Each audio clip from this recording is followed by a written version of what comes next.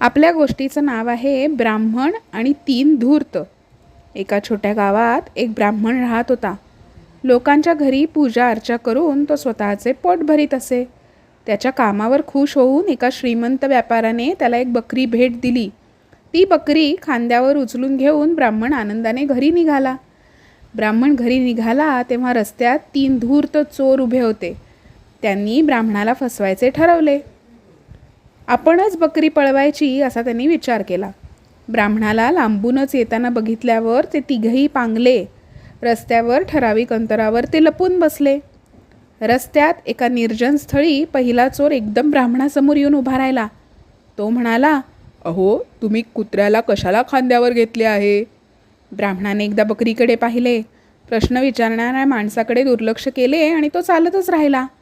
थोड्या वेळाने दुसरा चोर ब्राह्मणासमोर आला. त्याने विचारले, अहो, तुम्ही गाढवाला का खांद्यावर घेतले आहे? अशीच गोष्ट तिसऱ्या चोराची. आता मात्र ब्राह्मण घाबरला. त्याने मनाशी विचार केला, अरे, ही बकरी आहे की भूत? सारखाच आकार बदलतीये. थोडे पुढे जाऊन ब्राह्मणाने बकरी रस्त्याच्या कडेला सोडून दिली आणि तो पळून गेला. तिघेही चोर एकत्र आले आणि त्यांनी बकरी पकडली आणि आता तिला घेऊन ते घरी निघून गेले.